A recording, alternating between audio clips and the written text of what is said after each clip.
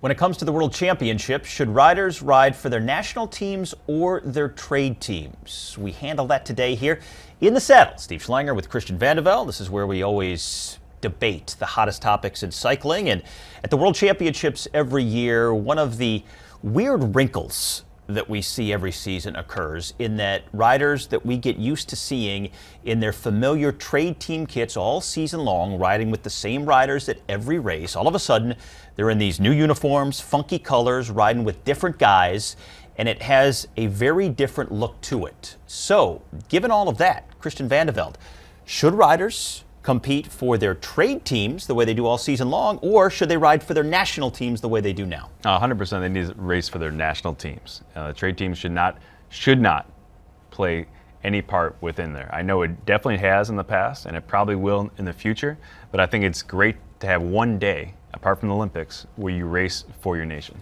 That's my exact problem with it, and why I totally disagree.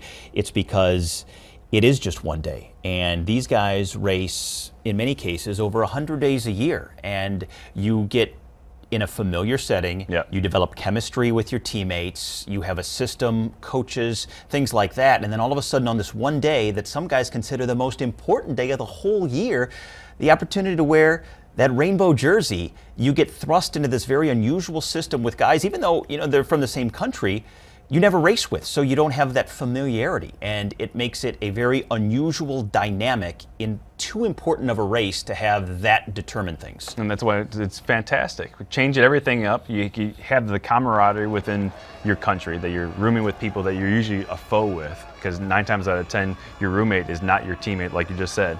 I think that really brings the bond together. I mean, especially the bigger the nation is for cycling, let's say we're Belgium, Italy, Spain. Those are the 3 big countries that really come to mind are immediately. Okay, France as well.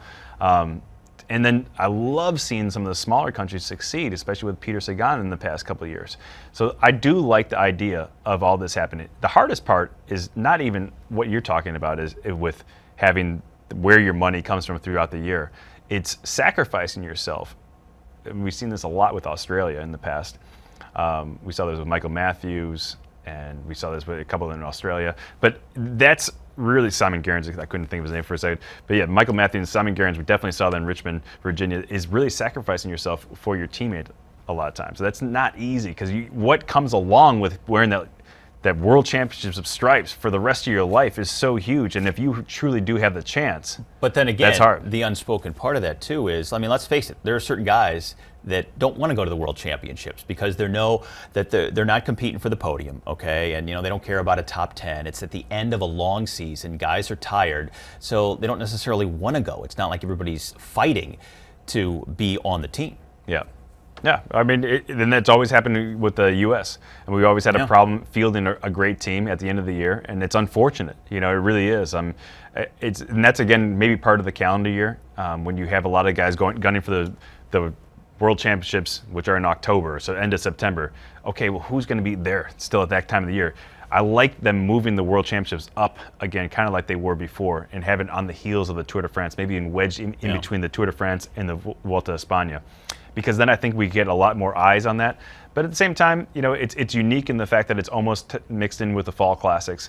But I do like looking back at where it was when it was more of a summertime race, and really having that really on the heels of the biggest race of the year, which is the Tour de France. What do you say to guys who are good riders, but who are penalized because their nations don't have as many slots available in the road race, and therefore you may have a team with a good rider who has 1 or 2 teammates up against a full complement of Belgians or Italians, and that's a serious strategic disadvantage. Totally, but then Peter Sagan still wins, and he has like 2 or 3 guys with him. One exception. I mean, he's an exception, but right. it's been proven wrong 3 times in a row. So as the years have gone, which is cool about watching that, is that now we have some great riders coming out of that country, because all these kids who have been looking up to Peter, and he's been growing the accessibility to cycling within his country. So now we're going to keep on seeing all the kids who've been looking up to him coming to the forefront now. So I think that's pretty neat to be watching, but I understand your point being that, yeah, it's a big disadvantage. There's no doubt about that. But there's so many other people fighting against each other that you could almost surf that. And if you have the kind of talent and pose that Peter does, then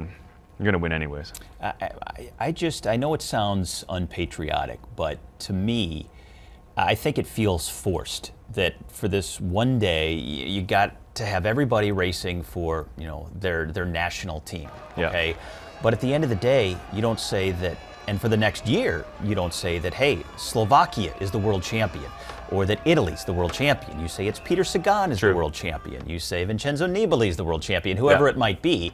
And so in that way, I think that it's kind of a false narrative to say that it means that much to be competing for the national team when, let's face it, at the end of the day, you'd probably have a better race if it was trade teams. I don't know about that. I mean, it's hard to say that because we've never seen it. So I mean, that's impossible to say. That's why we're here. We're here to create it. Yeah, no, I think you're wrong there. Change the paradigm. And I think as an athlete, there's nothing better than racing for your country, especially. And shame on you for being American and not saying that. I mean, shame on you. You know what? Man. I'm saying it still belongs in the Olympics. Okay, you can still do it at the Olympics. Thank you. You're gonna give us Olympics now. It's the grandest stage in sports. I realize that. So I'm glad. Thank you for still giving it to us. I mean, you know, it's not like I'm taking something away. I'm saying it's one day a year, and I want the best race. I want the best champion to emerge. And you know, if you were racing, if you were racing with your national team throughout the year at a various series of races, that would be different. Okay, yeah. But it's just this one year where all of a sudden it's sort of cobbled together, and it just feels out of place. The World Championships last year, which was, in my opinion, one of the best races of the entire year, how would it have been better if it was a trade team?